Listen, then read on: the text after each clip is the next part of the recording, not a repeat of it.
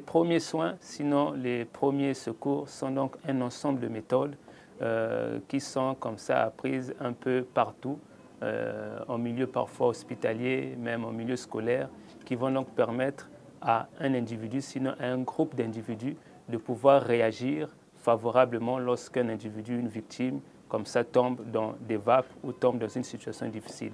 Donc les premiers soins seront donc cet ensemble de méthodes qui aideront un individu à pouvoir aller à l'aide d'un autre individu qui se trouve dans une situation vraiment compliquée. Donc on peut avoir des premiers soins lorsqu'un individu passe par une noyade, on peut avoir des premiers soins lorsqu'un individu passe par un infarctus du myocarde ou par une crise cardiaque, on peut avoir des premiers soins lorsqu'un individu passe par une brûlure, que ce soit une brûlure simple, légère ou beaucoup plus complexe. On peut avoir des premiers soins lorsqu'un individu passe par un traumatisme. Donc les premiers soins seront donc les premiers gestes à effectuer pour pouvoir comme ça conserver le pronostic vital d'un individu et donc l'éviter de pouvoir avoir des séquelles parfois irréversibles. Alors, les premiers soins sont des méthodes qui doivent normalement être connues de toute la population. Voilà pourquoi sous d'autres cieux, ces méthodes seront apprises et enseignées dès le bas âge en milieu scolaire afin que chaque individu, normalement, soit censé réagir lorsque cet individu se trouve face à une victime qui a besoin d'aide. Donc, cela n'incombe pas simplement au personnel de santé, mais à tout individu et à tout citoyen qui habiterait donc une certaine contrée. Alors, si une victime ne bénéficie pas des premiers soins, des premiers secours, cette victime-là pourrait déjà voir son pronostic vital être vraiment en jeu, mais aussi on pourrait avoir des séquelles vraiment irréversibles. C'est-à-dire que si dans les 5, 10, 15 minutes qui suivent l'accident ou l'incident, la victime n'est pas prise en charge par un concitoyen, on risquerait comme ça de voir un individu, une victime qui se verrait perdre une partie de son corps, une partie de sa vie, une partie même de la mobilité de son corps.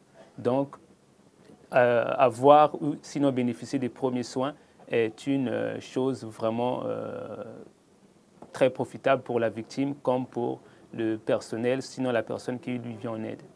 Alors, le conseil à donner à toute la population, c'est simplement de pouvoir donc prendre attache avec les différentes organisations, avec les différents agents qui sont dans des milieux sanitaires pour pouvoir comme ça apprendre venant d'eux ce qu'il faut faire quand on est en face d'une situation comme ça qui arrive de manière brusque.